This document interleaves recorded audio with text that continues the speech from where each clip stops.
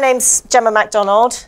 I have been at Capita Resourcing for the last 11 years. I've been in the resourcing industry for about 18 years now, and have always had a keen passion and specialism for contingent workforce, which is why I'm here speaking to you in the first instance about IR35.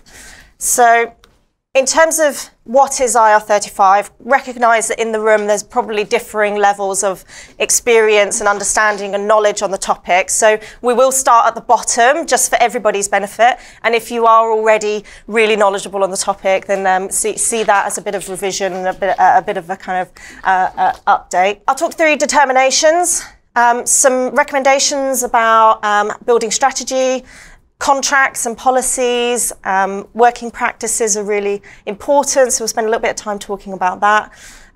We've got Jessica Holt, who's going to spend some time talking about candidate attraction models, and we're going to close with a panel discussion. So, IR35, the intermediaries legislation, known more commonly as IR35. This is a piece of tax legislation. It's not new, it's been around since 2000. It came into effect in 2000 and was designed to prevent disguised employment. So businesses intended to use contractors and freelancers, but really, those individuals performing or acting as employees. So the evolution of IR35, what HMRC have reported is that currently only about 10% of the PSEs, the limited company contractors who are operating currently, actually declare their engagements as in scope of IR35. That's 10% of those who, from HMRC's perspective, probably should be. So clearly quite a huge scale from HMRC's perspective of non-compliance. They report that by 2024 that could cost the UK up to £1 billion. So some real clear motivation for them to focus on how they change that level and that scale of non-compliance. So it's no surprise, therefore, that they reformed it. The first step of that reform was to make changes in the public sector in 2017, with the changes in the legislation there stipulating that the responsibility now shifted from the PSC, from the limited company itself, to the organisation for making a decision and a determination on whether that engagement and the services being provided would be deemed as an employment relationship for tax purposes. So, no surprise, after it being introduced into the public sector, that then this was announced in 2018 as an intention to roll this out in the private sector, with the initial rollout anticipated for 2019. Luckily for us, the government recognised that there was quite a lot of other activity going on in 2019, or maybe what should have been going on in 2019. So the kind of conflicts with Brexit, I think, influenced a decision to shift that back to 2020. So we're now anticipating that this will become effective from April 2020, which gives us a really good window of opportunity to take all of the advice, make the decisions we need to make in our organisations to make sure we're compliant, but also ensure that we're attracting the right talent and engaging with contractors in the most effective way moving forwards. So just some key numbers to make you aware. This is affecting in the private sector. It's anticipated that this is what we're going to go with, but organisations with revenue of more than 10.2 million, more than 50 employees, or more than 5.1 million on the balance sheet. In terms of tax status, and to give you a good example of an easy way to translate what out of scope and what in scope means, effectively, if you are buying a service, you're ordering a taxi, you're engaging with a builder to build an extension on your property, you don't necessarily mind who the driver is of the taxi, or even need to know, their name or how they operate, as long as they take you from A to B and they deliver you at the right destination for the right price. Equally, with a builder, you want to know that the end product is as you want it, but the grade of cement that they use and how they mix that and how they lay the bricks is probably not something you're going to get involved in and don't have the expertise to input in. So the expectation is that builder brings all of that expertise and are accountable for the materials and providing those services and takes on the financial risk for delivering that project. So in both of those examples, they're really clear, not employees of you as an individual in a domestic context. And I think it's quite helpful to use those examples just as really clear, really obvious mechanisms of the difference between someone who could be an employee and someone who's not. If you think about a nanny, in contrast to that, if you were engaging with someone to be a nanny to your children, you would want to know exactly who that person is. You would want to understand their background. You would want them to turn up at 8:30 on a Monday morning, and they need to look after your child until 6 o'clock when you return from work. There's clear supervision, direction and control. You'll define the discipline mechanisms, etc., etc. That is a really clear example of where, even though you may not have them on a contract of employment, certainly from a tax perspective, that would be a deemed employment relationship. There's supervision, direction and control, and the context of that relationship is different to that of a builder. Luckily, with the complexity in the commercial setting and in private organisations, HMRC have provided a tool which will help us make those determinations.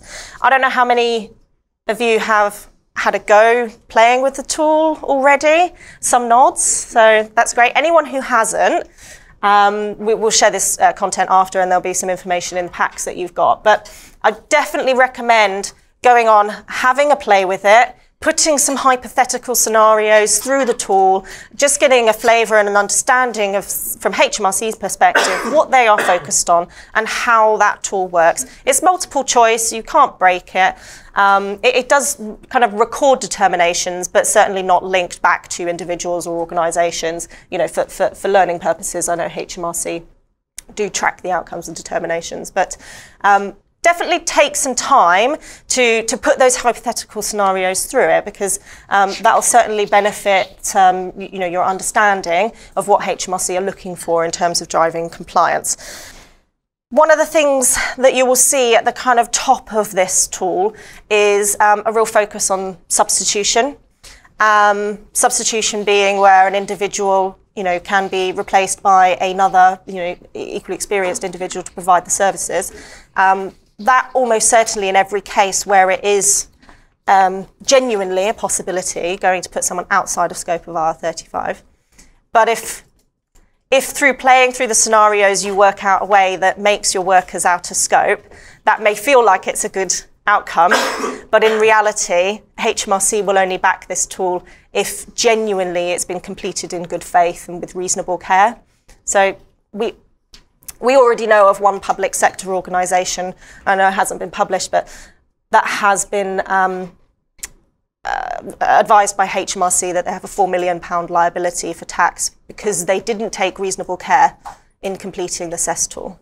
So this is the only tool that HMRC will, take as a confirmation that the right decision has been made, but only if the information that has gone into it is fair and accurate. And I don't think that's unreasonable. So just a word of warning on that one. Some of our peers might try to sell you an alternative tool. I'm sure some of the organisations have been speaking with some of the big guys out there in terms of advising on the various tools that they may have created to help you make the decision on in and out.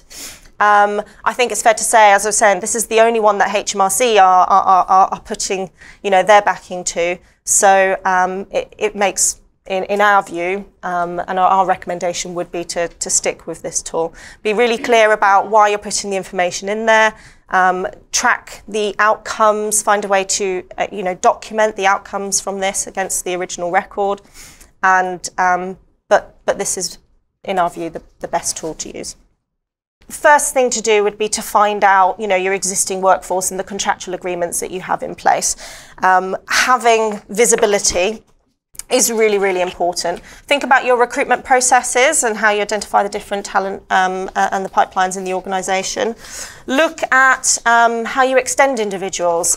Tenure of contractors is, an area that certainly can increase risk factors around co-employment claims, for example. So have a look at those types of factors when you're looking at that data.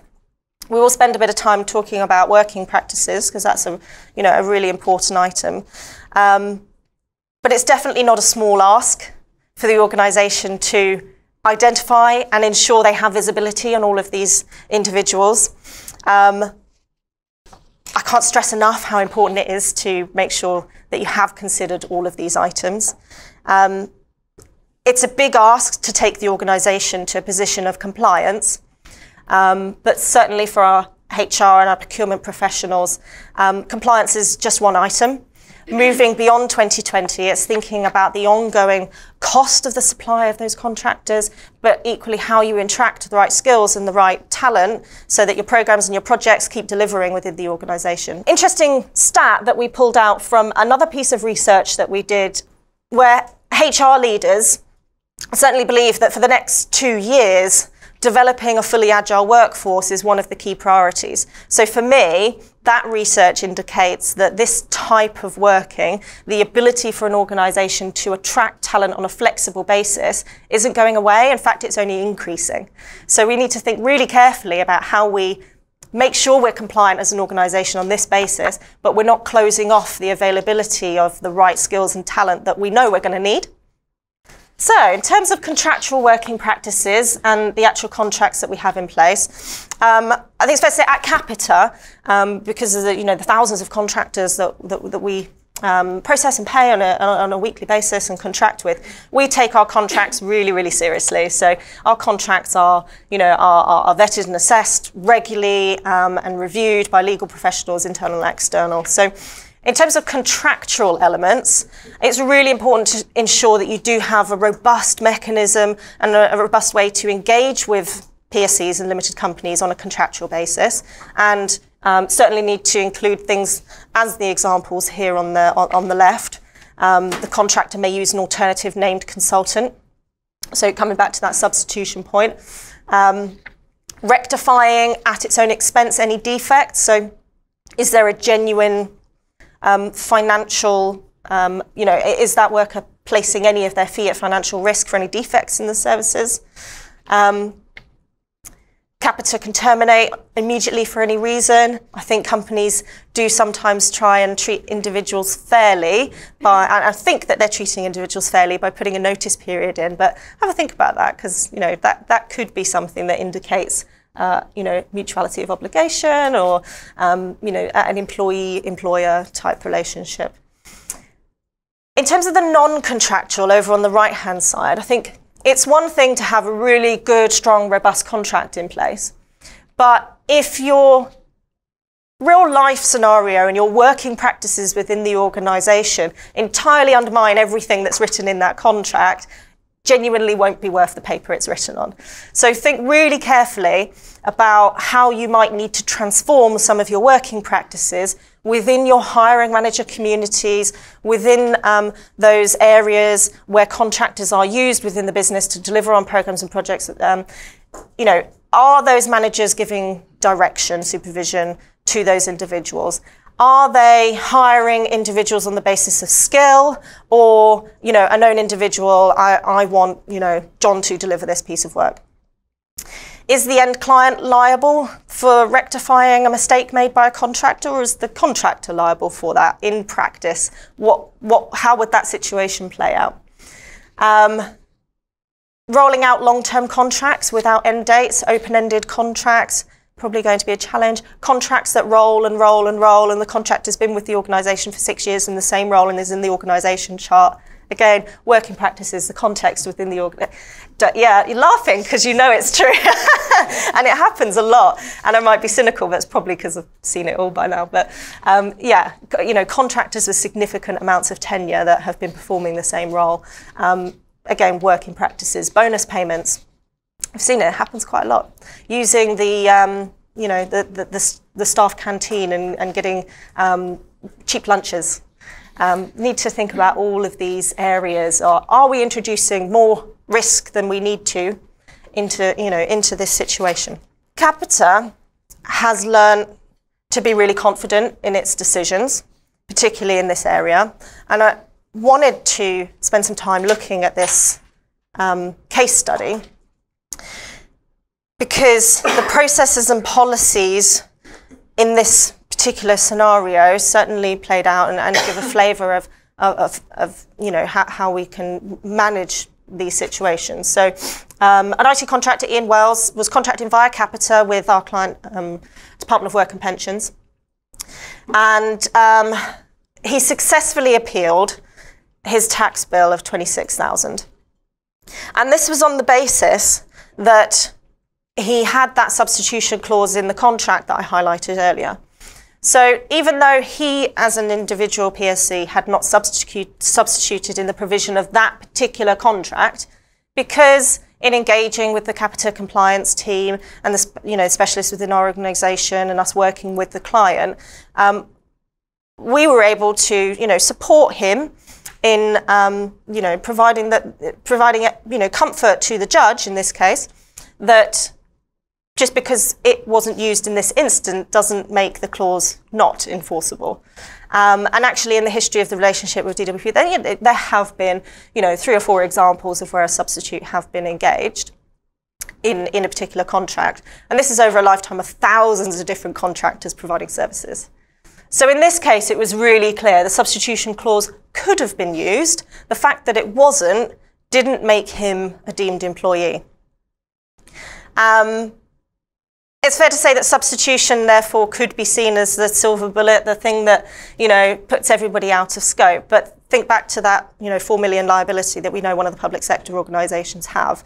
I think, this is one of the areas that HMRC are really, really keen to go after. I know, having met the guy that did the investigation on this one, they feel sore about this one, and they certainly are putting a lot of efforts into investigating the reality of these substitution type clauses and whether they can be used in context. So although this particular case does support that silver bullet feeling, I think it's fair to say that if within the organisation you couldn't be comfortable, bearing in mind the liability now sits with the business to make those decisions, if you couldn't be comfortable that substitution could be used, then really that probably is indicating that may be in scope.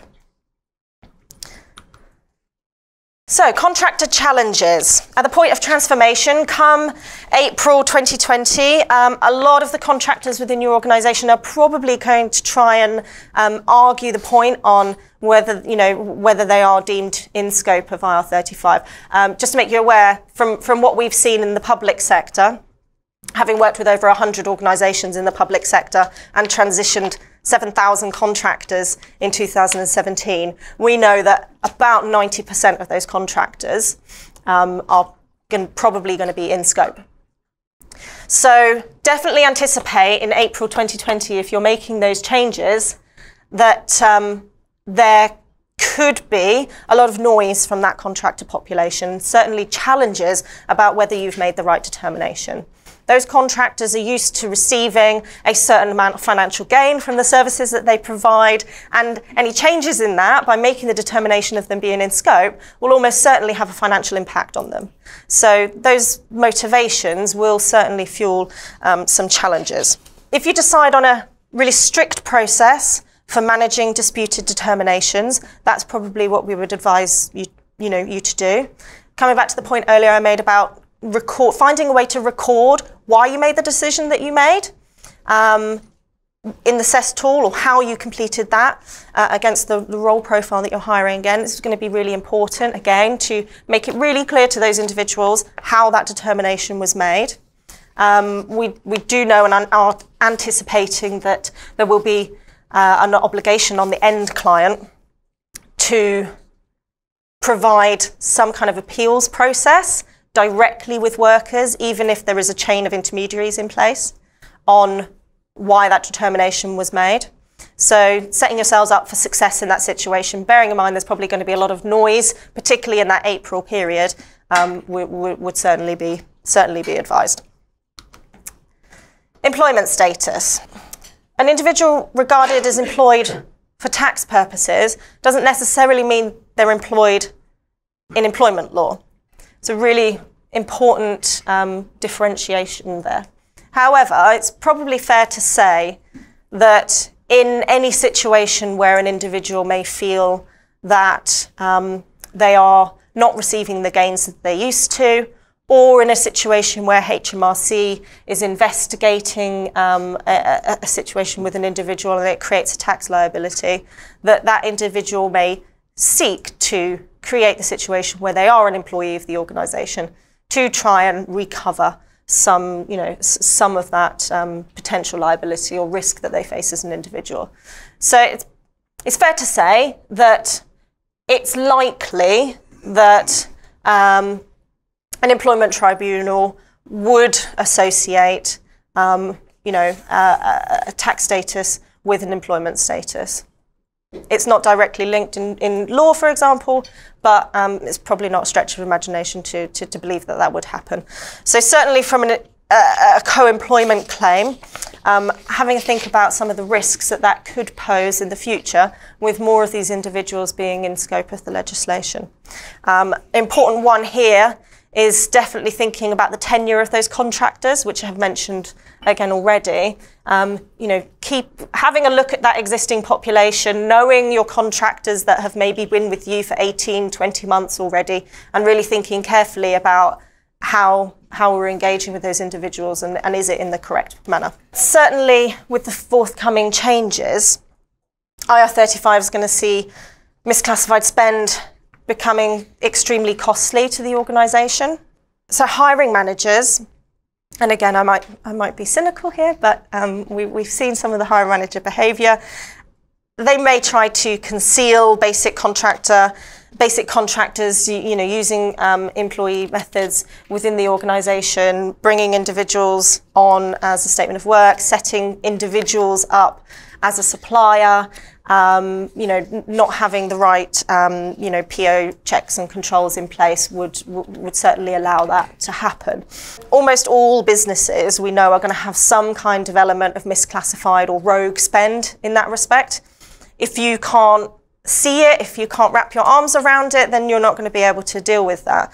So it's probably worthwhile having some kind of amnesty on that data, the kind of bring out your contractor type event, so that you can get a hold of that visibility and understand who's in the organisation. And reflect on the fact that that could be challenging. I think it's unlikely that those hiring managers in the business are going to feel comfortable telling their procurement colleagues, for example, or HR that they have for a period of time been abusing the standard policies in the business and not necessarily complying in the way that you might have expected previously. So each business needs to be really, really careful to assess their risk in this area and decide on which investigation route they want to go down. It's likely to be time consuming. So we'd probably advise, putting a team of people together to work on this depending on the scale of the organisation. As the end client, you need to have a strong and varied supply chain. And HMRC have identified that most contract engagements probably involve a series of suppliers and intermediaries, and it's not a simple, the end client is the fee payer directly engaging with the PSE. There could be 3, 4, 5, maybe organisations involved between the client and the organisation paying the limited company. So the obligations here on the end client are to, and at every stage of that supply chain, is to communicate what the determination is to the next person in the chain. So really worthwhile thinking in terms of managing your obligations, how you're going to be really, really good at communicating with your supply chain. So there's no opportunity for you to be, in any event, held liable because you have failed to communicate what that determination is. Equally, be fair to those suppliers.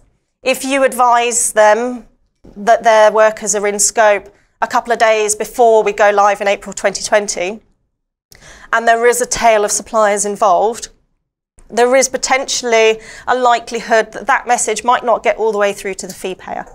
And ultimately, if that contractor is providing services on your site, there can be impacts in terms of miscommunication and the services that they're delivering. So really think about how that communication is going to work, who's going to communicate, what's fair, what's reasonable, what you expect of your suppliers, how do you contract for that moving forwards, what that relationship needs to be in order to make sure that we're compliant as organisations. So in terms of candidate attraction, in our experience, and we've seen it with our clients, your transformation strategy needs to be a holistic view across the organisation and moving forward. You need to focus on getting the skills and the talent that you need within the business with the cost-effective and timely approach. And key parts of the transformation, how you change your channel mix and attract individuals into the business, is something that Jess is going to spend some time talking to you about. So I will hand over to Jess at this point. So we've talked about some of the trends and the insights that are sort of appearing in the labour market. A couple here that I'd like to just sort of bring to your attention. The one around the increased liabilities and claims, and obviously Gemma's talked through some of those scenarios, but it's also not just what happens on that date in April, but actually subsequently. And we saw a number of what were originally limited company contractors change their status to either PAYE or under an umbrella company.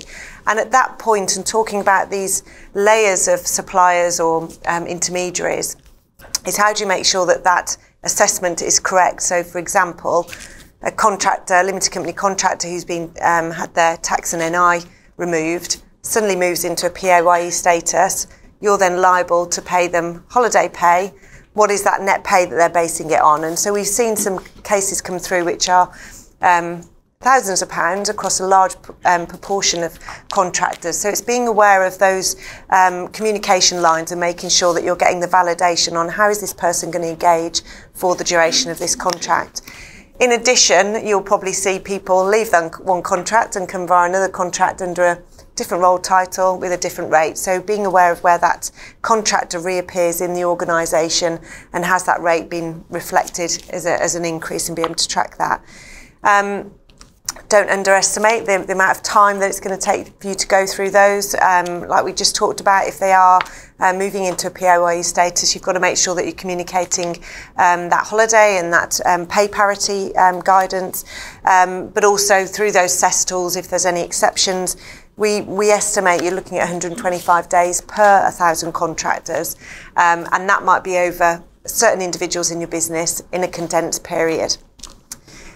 The other one to look at here on the far right is, 45% of contractors are carrying out business as usual. All that disruption can have an impact on that.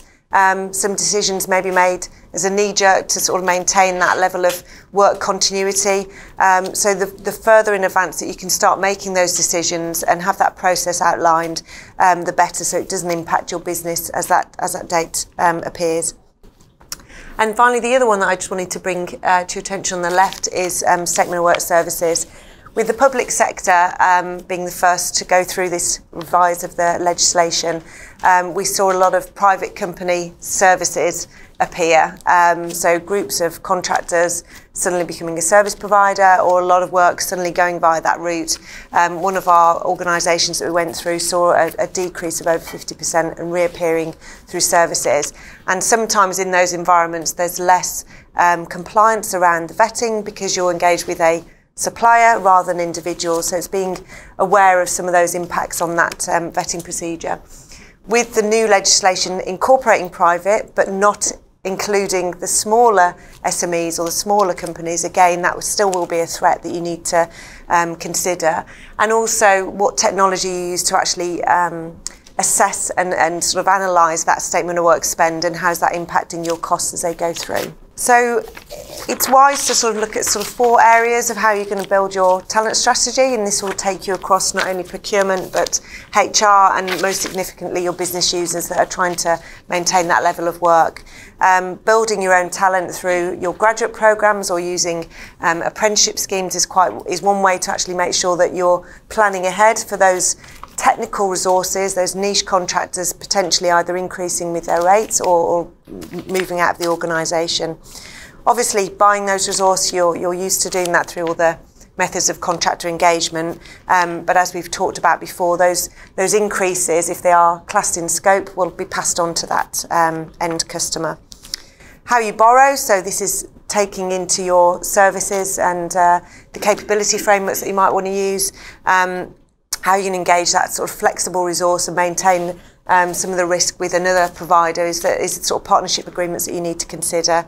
And then finally, your own internal mobility. How are you going to use technology to help individuals over a period of time move into new roles and upskill them as you go forward? Flexible talent is the sort of key area that's going to get impacted. And I think being able to have some sort of viewpoint on some alternative flexible models and actually some agreements, some decisions around how you can engage them and communicating that to your hiring managers is quite essential. One of the areas where I'm responsible for now is our employed resource model, which is our own Capita employees. So we're already paying their tax and NI, and we're already developing them as individuals with their skills, but we can deploy them on a contingent basis into those customers.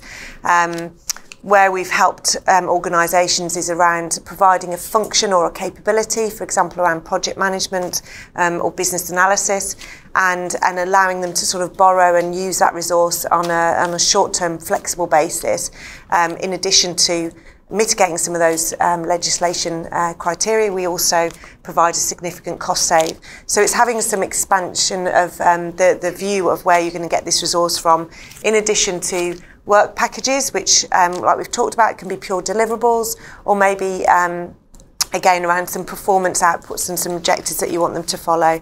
And then finally, fixed-term employment, which, as it says, it's fully compliant in the sense that those people are tax and NI at source. Analysing your future needs, there are a number of areas that you sort of need to include in that. Not only how do you access that talent, but also how do you view what the cost is going to be and the availability of that. We do have some specialists in the room today that can help you through viewing one of the tools that we're promoting to help you with that decision making. It's not just the people in the room, it's those hiring managers that will have the pressure of trying to deliver on some work. So how do you guide them through where is the best resource, where is the best location to have them, and what is the cost, and being able to offset some of those areas where it is essential to have a highly paid contractor and niche contractor, with some of the other options where they're more generic skills, but you have some alternative flexible options available to you. So 3 areas where we sort of pull that data is an organisation's own data. So what is your permanent workforce? What type of contingent labour or flexible labour do you have? And how are you bringing in your new talent through your graduate programmes or apprenticeship schemes? We also have data that we can sort of mine and be able to provide that insight and benchmarking, and then also the market data, so customers that are in different parts of the country and sort of educate them on making those informed decisions.